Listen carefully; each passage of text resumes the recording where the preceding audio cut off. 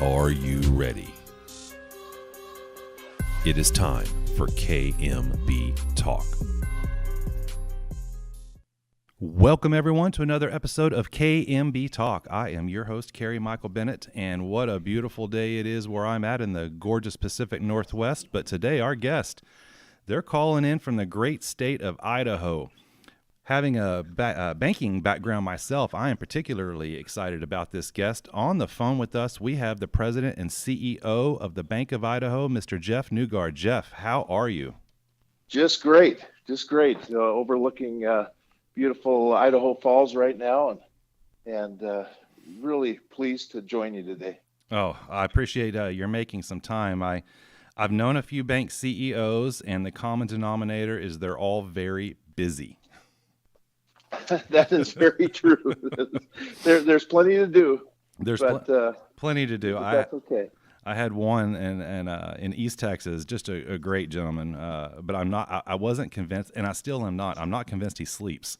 And I require 8 hours. That's just so, Yes. So I appreciate your making time for this call. I know your schedule is busy. And my pleasure. There's so many things that we were chatting before the show, and I shared that this show will probably be a little difficult for me because with having a background in banking, it's a lot different than when I'm speaking to a guest who's from an industry that I have zero experience, where I'm really a sponge and absorbing a ton of information. I hope that I don't disagree with you on air. Well, it's just fine if you do. I appreciate that. There's plenty of room for all the views. I appreciate that. Well, Jeff, let's get going. Okay, maybe you will say I am incorrect, and I always say that's fair. But there's a joke that I have shared with other bankers that I've known, and it's sort of a question. And the question is, have you ever known anyone who, as a child, said, when I grow up, I'm going to be a banker? And inevitably, everyone says, well, no. And then that begs the question, how did we get here? Right. So let's really get to know Jeff from that lens. What is your history that led to President and CEO of Bank of Idaho? Because when I went out and did some research, and I really started going, well, this is interesting, when I was on your website and saw the president's message, which, by the way, fantastic. I wish everyone would do that. But I saw you leaning against a truck, and the last name, your last name's there, and then I noticed the name on the side of the truck is the same. I said, oh, what's the story? Sure. Well, it's a good question, and it's something that really keeps me grounded in life and in my career. Is I grew up in northwestern Montana, pretty close to the Canadian border. Okay. I was on a Native American reservation.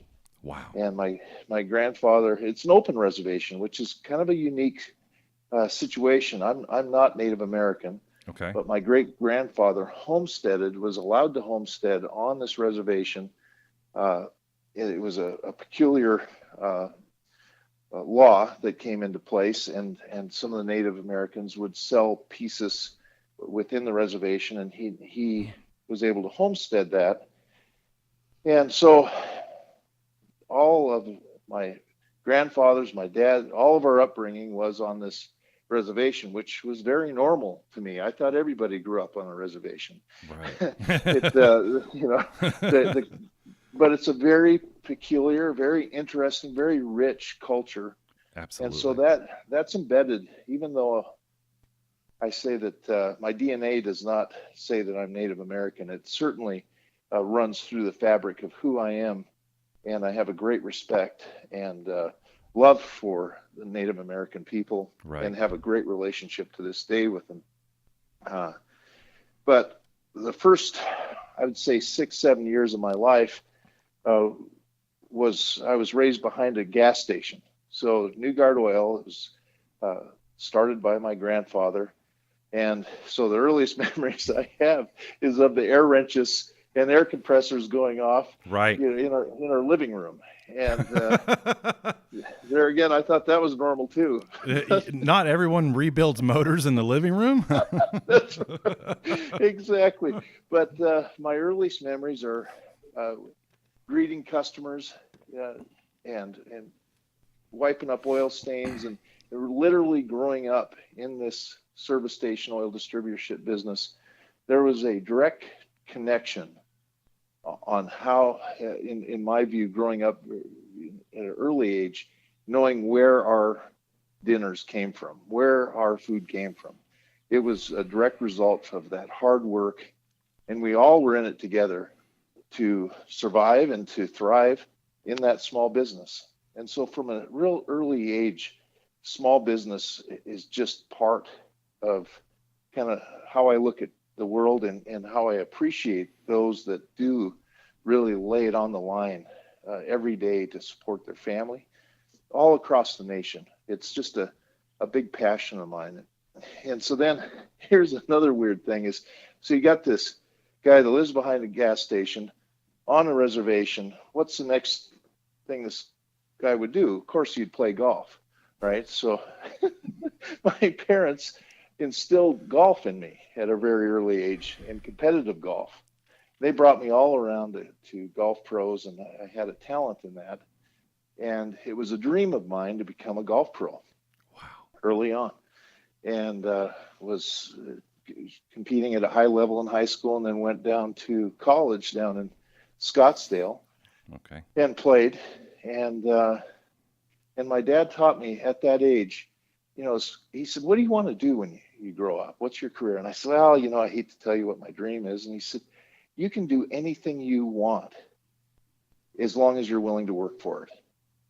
And I said, well, I hate to tell you. And he said, no, go ahead and tell me. And I said, well, I want to be Jack Nicklaus when I grow up. And he said, well, go for it. He said, we'll support you.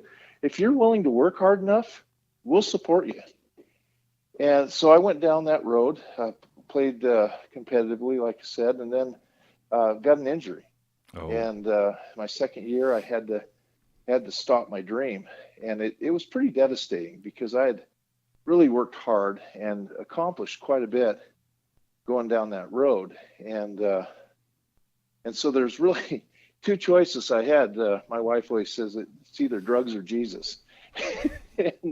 and for me, I went the road of Jesus, I guess. I got into theology and started preaching at different churches. I went to school for my undergrad in theology, which is, there again, not a normal course for a banker. Right. Was a chaplain, assistant chaplain for 3 years. A lot of trauma, death, dying, all that kind of stuff. But really matured me into knowing what's important in life. And I noticed that at those end days of people's lives, family and hope, right, and their faith was so critical. And it doesn't matter what you want to label things, right. Whatever that hope is, you'd never want to take that away from somebody.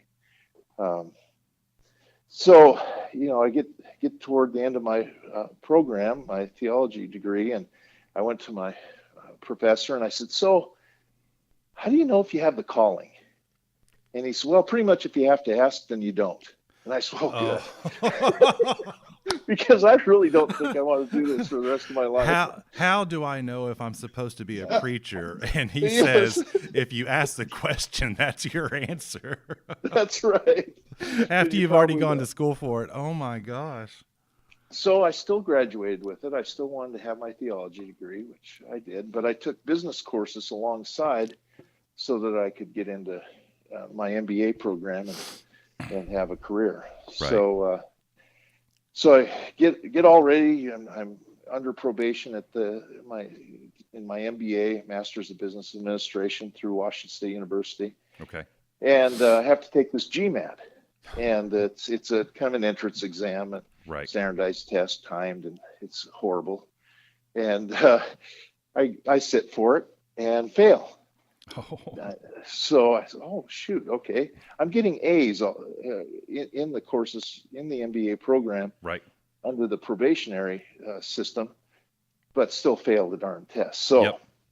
I take it again. I take a study program and really work hard to study. Take it again, get a worse score than the first one. So Oh, I'm like, oh no, now I can't even get into grad school. Now what am I going to do? right.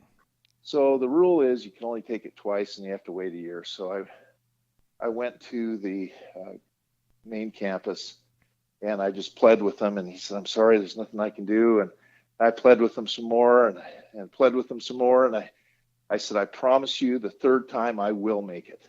And I'm getting A's here and I will do this. And he let me take it a third time. Really? And that was really a lesson to me that you just can't give up. You can't just take no for an answer.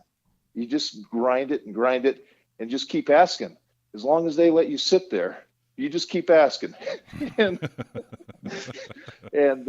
I took it and I did finally pass and graduated with the degree and so then then now what? Okay, now I have my MBA and trying to find a job, and I find that people didn't want to hire somebody at an entry level with an MBA. Right. And I was just and a lot of people say, well, why banking? Yep. I said, well, I needed a job. That's Yeah. why banking. I wish there was some grandiose, I was always called to be a banker. No, I just really needed a job. And I went into this little community bank and I said, I'm willing to be at the teller line. Yep. And I'll do whatever it takes. Yep. And she said, no, you just go over to one of the bigger banks, you get your start and then come on back sometime. So I said, okay.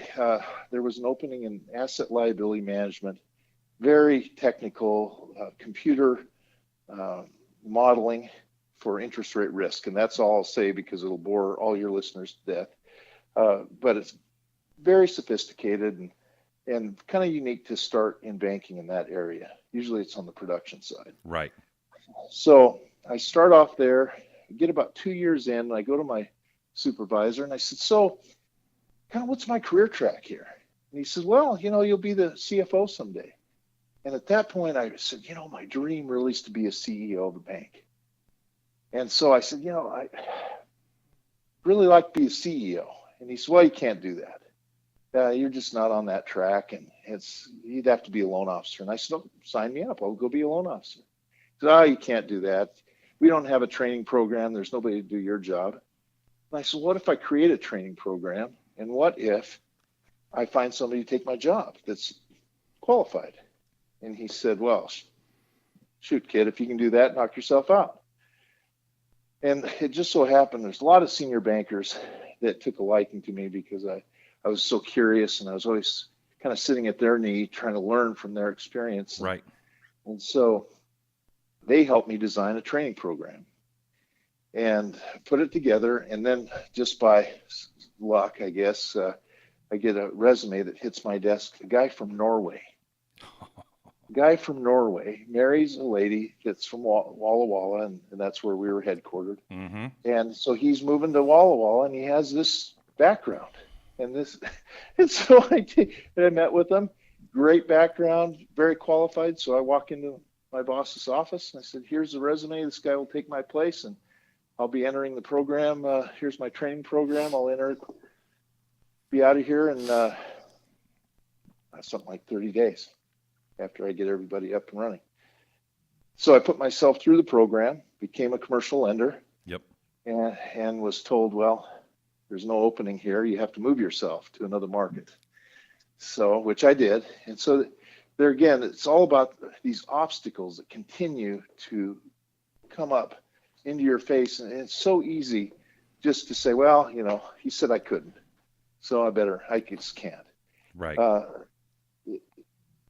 You just have to continue to be focused on that dream, that vision of what you want to become, and really don't let anybody talk you out of it. There's so much information. I have at least 10 comments in my mind competing to come out simultaneously. So to take it all the way back, you came out of the gate with an advantage and you didn't even know it. And that I would declare that one of those first advantages coming of age was the exposure to cultural diversity and Yes. a profound respect for it. That is incredibly profound. But then it is coupled with legacy small business and learning work ethic. Again, Yes. what a blessing. Although at the time, I'm sure, cleaning oil off the floor, you don't see it as a blessing, but you and I both know it is.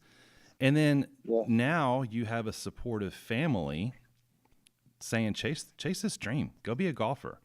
And look, the show's not about me. I wanted to be a professional BMX racer, and I was a professional BMX racer. I was good enough Oh, to turn pro. I was not good enough to do anything with it.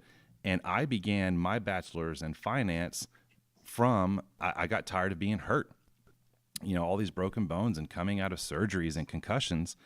And I had a young child, and I said, I can't do this anymore. I need to do something different. So I can, empathize with you being so close to a professional golf career and having an injury that ends it and just being lost in that moment. But here you are failing the GMAT to get into grad school, and you're just persistent in this trajectory that you're on. People are saying the answer is no. It's always been this way. We're not going to change it. You're challenging it. You're combining that with that work ethic with curiosity and persistence. This is awesome. This is a great story. Well, and being used to adversity, right? I mean, Right. it's not easy being in a small business. You just expect things to be difficult. Right.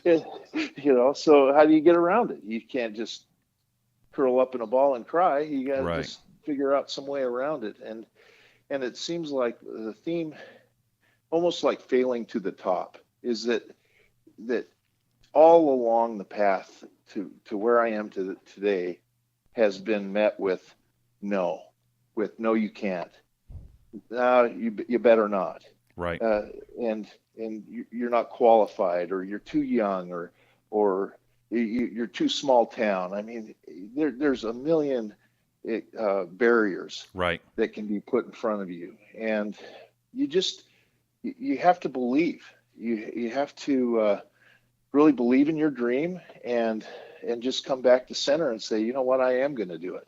I'm going to figure out a way around this. Right. And then I end up in this small market, don't know a soul there, and just I don't know what to do. So I got the yellow pages, and I just started using the yellow pages and calling businesses, say, hey, I'm new to the area and I'm a new commercial lender, and I built up a $10 million portfolio in the first year. I had a new supervisor come to me, and he said, well, how in the world did you do 10 million? You're a brand new loan officer. You shouldn't be able to do that. In a brand new market. Yes. I said, well, I used the yellow pages. He said, well, that's stupid. I said, well, good, because I'd love to know. I don't like using them either, but I had no other tool. And he said, well, I don't know another tool either, but yellow pages seem stupid. Oh my God. So this takes us to where I want to go next, which is, all right. We're president and CEO of Bank of Idaho, and I've had the opportunity to work for the big banks, and then also to work in community banking. So I can understand the similarities, and I can also appreciate the differences and where they're appropriate, right? I always said in rural East Texas, what we're doing here might not work in metro downtown Boston. And that's fair. Sure. That's okay. But yes, what I have found in community banking is that fundamentally relationship building 101 is integral to success. And when I'm listening to you talk about getting yellow pages and reaching out and subsequently having a $10 million portfolio at the end of 12 months, that really lends credibility to when I consult with banks is you focus.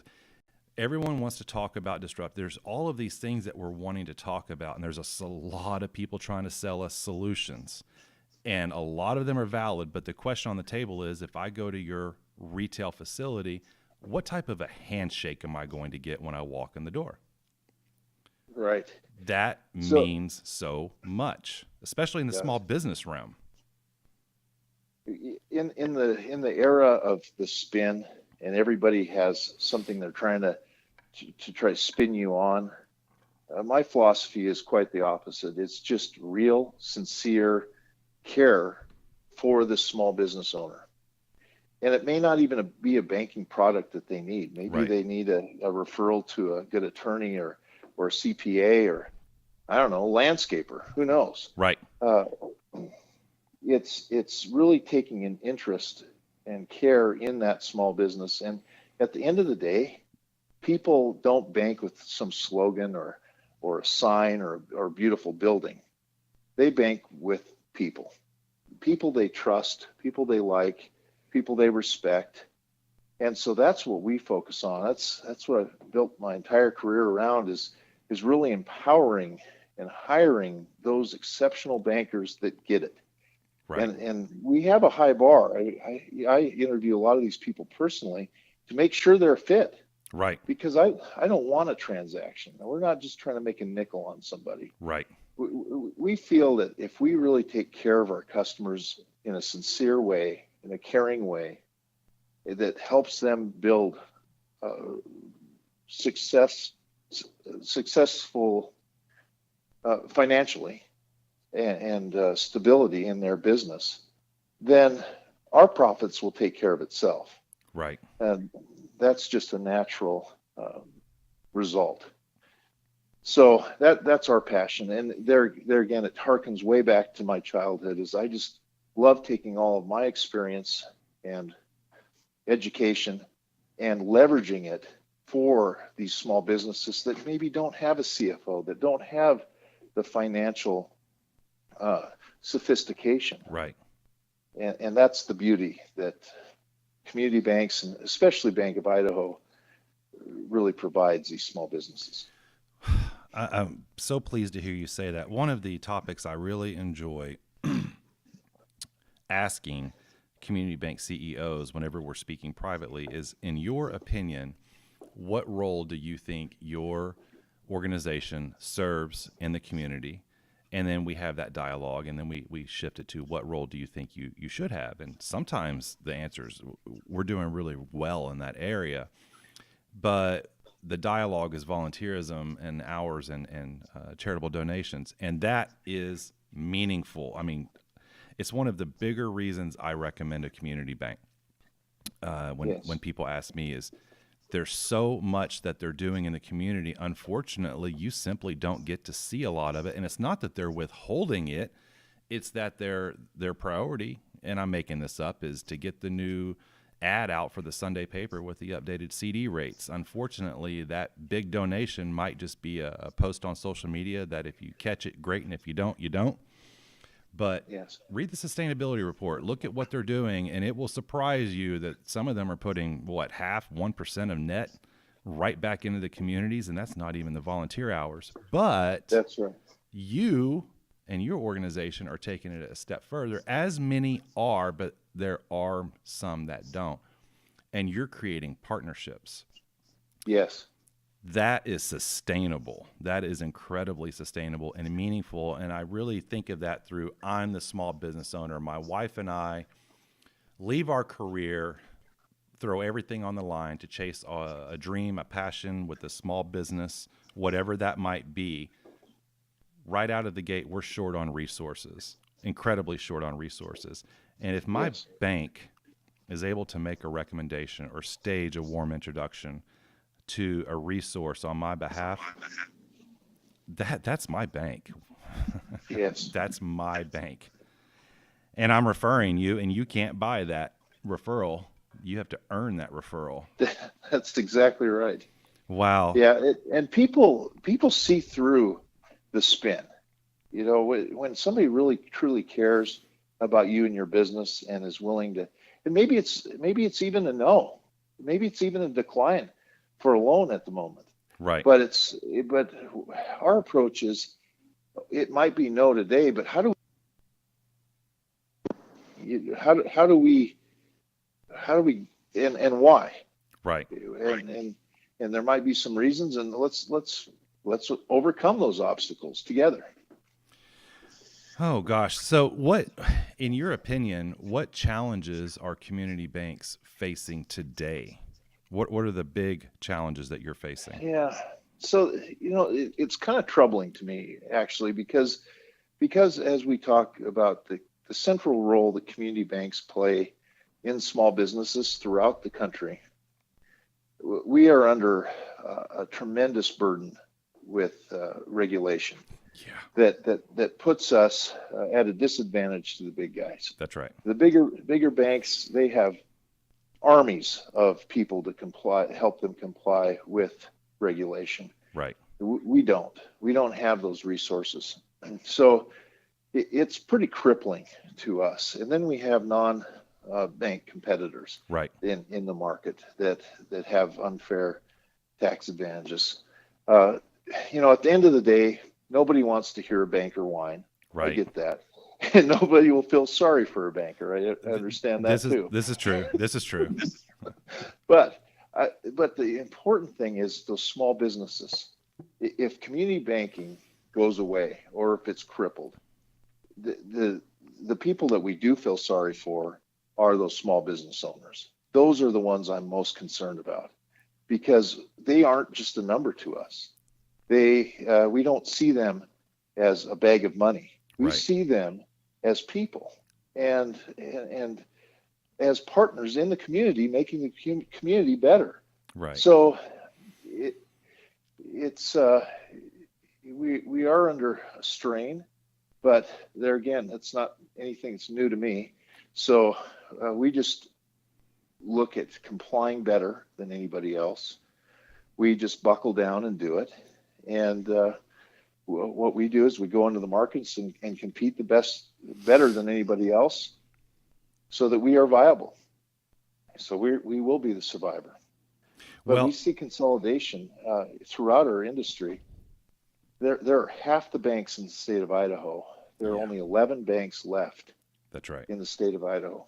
That's right. And before recession. And many believe that those consolidations are going to continue. Yes. I mean, the M&A activity seems to have slowed down, but I really think it's just a function of pricing. I think there's a lot of deals being looked at, but not being executed upon. I mean, hey, there are deals being executed upon, don't get me wrong, but I do think we're on the edge of a wave of possible M&A activity. Yes. But goodness, one thing I've discovered, so I only spent about 7.5 years in banking. I'm not a career banker, but I learned quite a bit during that time. And one is how resilient bankers are. That's right. It really impressed me when you speak to a 20, 30-year banker and you look at all of the macro or even the micro environment factors that they've had to deal with over the course of their career. And that lends itself to, okay, they'll find a way through this. They have always found a way through this. They can't afford to be on the bleeding edge of the sword of technology, but they can't afford to be too far off the back either, because that, unfortunately, for better or worse, it is something that we must contend with. And it's good. It's good. Sometimes people think about the technology as serving the younger crowds, and I think the opposite is as clients age and they become less mobile, and they're not able to get out and about as much, for them to have a continuation of services that's seamless, that's profound, right? Yes. So that's retention of an existing client, and that same technology might help you attract a new client. So that's good. But yes, how are you able to replicate that handshake? And I think you used a word I'm a big fan of. How do you replicate that sincerity? Yeah. You can. Well, you can. No.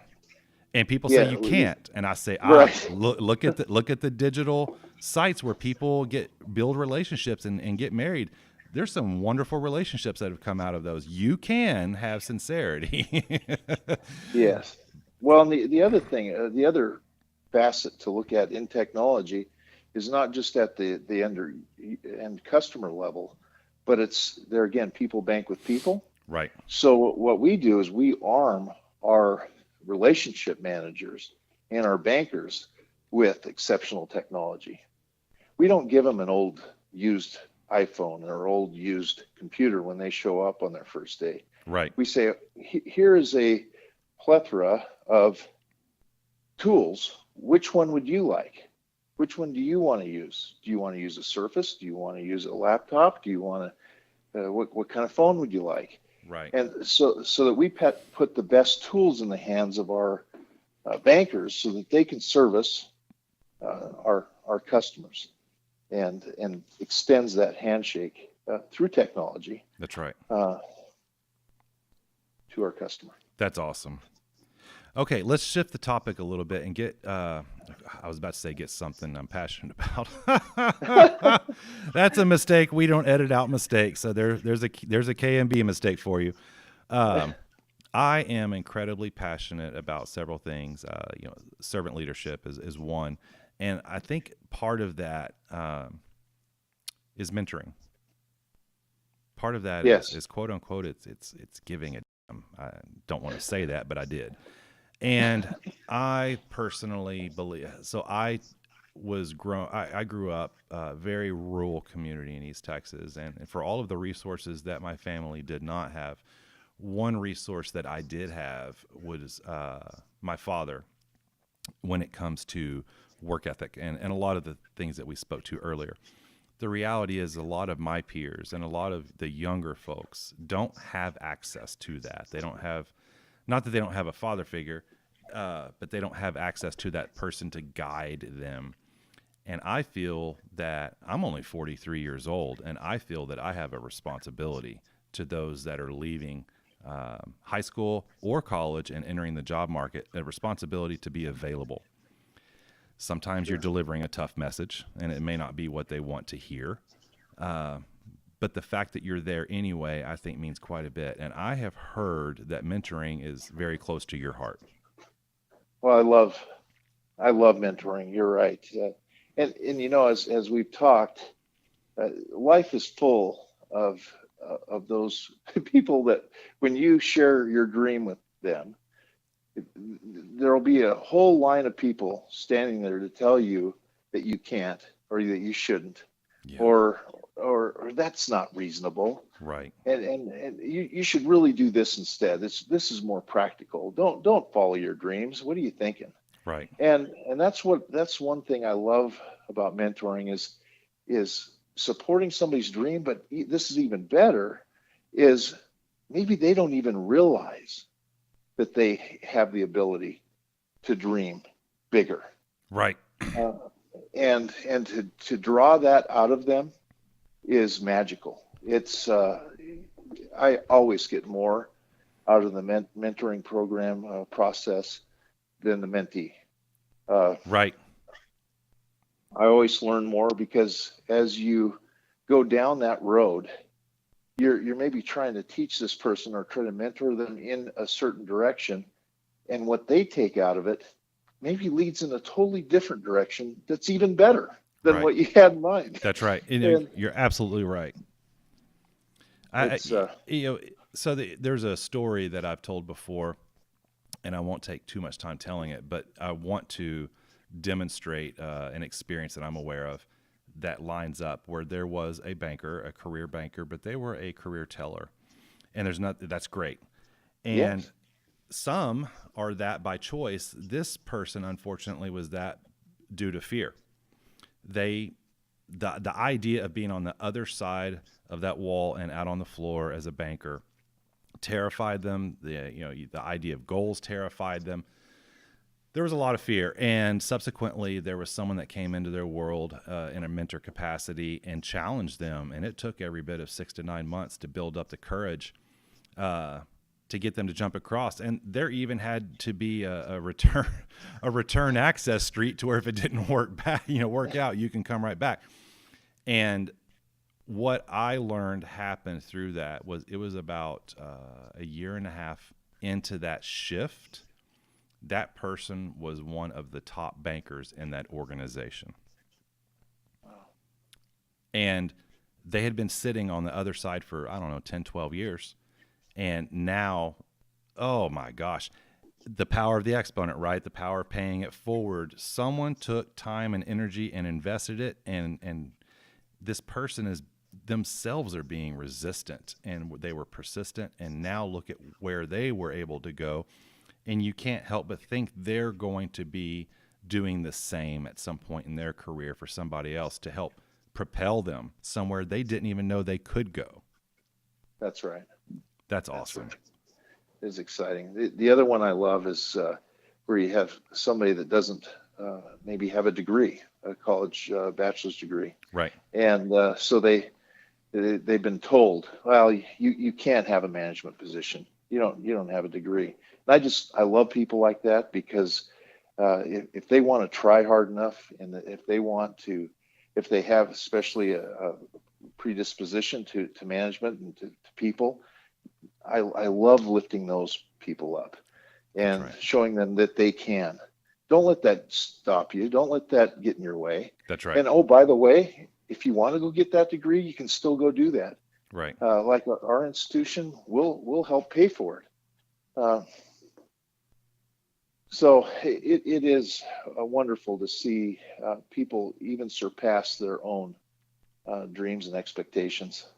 That's remarkable. That is absolutely remarkable. So Bank of Idaho, I want to say that I'm familiar that there's been some expansions. Yes. Let's talk about that a little bit. All right. So our bank was formed in 1985, and Okay. we've been down in southeast Idaho. We're actually closer to Jackson, Wyoming than we are to our own capital. That's not in bad. Boise. That's not bad. No, it's not. No, it's not.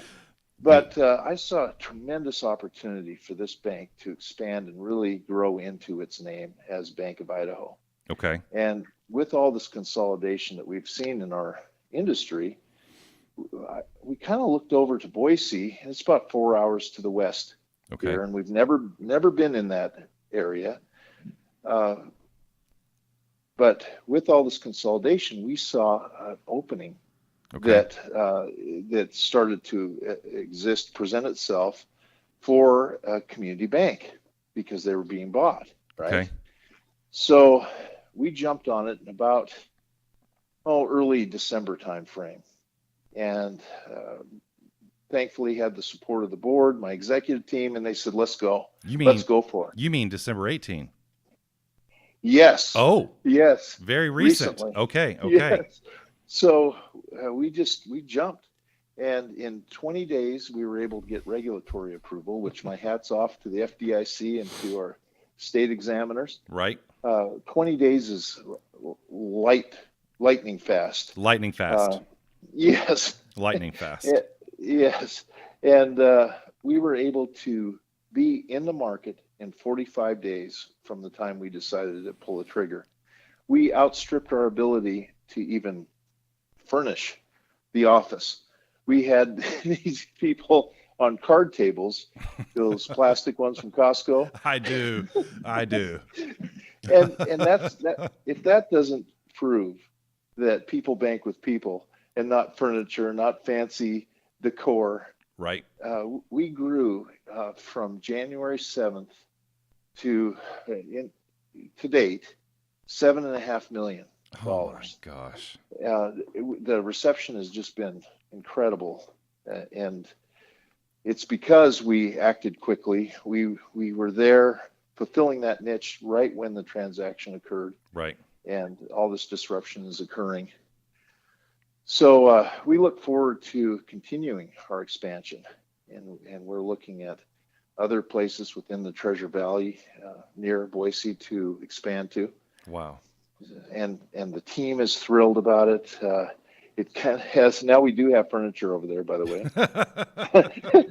way. So we're actually having our grand opening this Monday. Really? Coming up on 13th. Yeah, ribbon cutting, and we've got our new director on our board from Boise. So the support has been amazing, and future looks pretty bright over there. Jeff, it has really been an honor to have you on this call. I mean, I'm a fan. I'm about ready to come to Idaho and fill out a job application just so I can spend some time with you, because this is really, and let me qualify that. I, as a strategist, I try to look 3, 5, 7 years out at all times, and excuse me. there's some things that you've done, and I don't know if you've done them on purpose or accident, but when I look over at like, my wife, and I'm like, this guy gets it. He gets it. And I recall recently it was on LinkedIn, you put up a short video of yourself before you went to speak, and it wasn't this atypical, not that CEOs are this way, but it wasn't this, I'm the CEO, I have the knowledge, these people are fortunate to hear me speak. It was the opposite. It was humility, and I hope I don't mess up. And I think I'm going to learn more than I'm actually here to teach. And it put a smile on my face. And I wish that there were more Jeff Newgards out there. And you know what? I'm sure they are. I wish they would reveal themselves and be more, well, there are. be more vulnerable the way that you were with that. Because I'm not in Idaho. I'm not a client. But I connected with that. I did. And it just scrolled through my LinkedIn feed, and I connected and said, wow, this guy, he gets it. And so, man, thank you. Seriously, thank you for taking time to come on the show. I wish you the best of luck with your future plans and expansion plans specifically. Well, thank you. I think that the thing that I would add there is that I was with the director over in Boise, and we were making some calls, and he said, well, Jeff, you did such a great job. And I said, well, you know, Doug, the only person I can be is me. And I just hope it's good enough because Right. that's all I got. I can't, if I try to mask and be somebody else, I'm going to fail at that because it's not me. That's right. The only thing I can do is be the very best me I can be. And that's being real. It's being raw. And the funny thing is, in being vulnerable and being real and sincere, it is actually attractive, funny enough. And I don't do it for that reason. It's funny. The more I am just going down this path of being more and more real and sincere and vulnerable, the better it is. Wow. One final question for you. Okay. Yes. I had the opportunity to help Stephen F. Austin State University develop a bachelor's of banking program. Oh, great. It was cool. I remember when the phone rang, I said, you mean graduate, right? Because that's typically what we see in banking or graduate programs. Yes, And they said, that's no, right. no, bachelor's. There's a talent gap. We want to be on the forefront of preparing the industry, preparing people for careers in the industry. So as part of that process, I had the opportunity to teach the inaugural retail banking course. So graduating seniors last semester, and I'm curious, if you were in that class, if I brought you in as a speaker on the last session and said, class, this is Jeff, he's a president and CEO of a bank, ask him anything you want. So here's the question. I am a student. Okay. I am one All of right. the students. And I look at you and I say that I would one day too like to be a president and CEO of a community bank. Where do you recommend I begin my career, or how do you recommend I begin my career? Well, it's as far as in the banking space, I would say just get a start anywhere you can, no matter where it is, because you need to have exposure throughout the entire organization in order to run it. Right. I mean, whether you start in IT or whether you start on the front line or as a loan officer, I would say the first thing is get started Okay. and have a dream, which if that's your dream to be a CEO someday, the next thing is you dream about that every day. Okay. And you envision yourself as that every day. Okay. And where's that gap? What are the things you need to learn? How do you need to dress? What do you need to talk about when you finally get there? Right. And if you think about that and kind of keep mindful and focused on that, then it naturally, you will naturally fill in those gaps to where you start dressing differently. You start maybe reading differently Yep. to try to be prepared. And then listen a lot. Learn from anybody you can come in contact with. There you go. You said it, listening. Yes. You said it. One of the best resort general managers I ever met has no formal education and began as a busboy in the dining room. Yes. And was just young and needed a little job. And now, subsequently, but to your point, housekeeping, maintenance, just work their way through the various functions. You bet. Subsequently, they're one of the top performing resort GMs in the nation. And it is incredible that we can still do that today. That if you have the Yes. desire, the work ethic, the curiosity, listening skills, relationship building skills, you can create your own future. This is an exciting call. Jeff, thank you for your time. Oh, it's my pleasure. And one last parting thing is that, when that person gets there, they don't get there on their own. They're there because their team has supported them. They Right. believe in the vision, in the mission. This isn't the Jeff Newgard program. This is a whole team that makes Bank of Idaho very special, and it is the people. It's not me. Yeah, I'm setting the tone, but it's all the people that make this organization great that I tip my hat to. That's that's amazing. You're absolutely right. You're just beyond right. So, Jeff, thank you for your time today.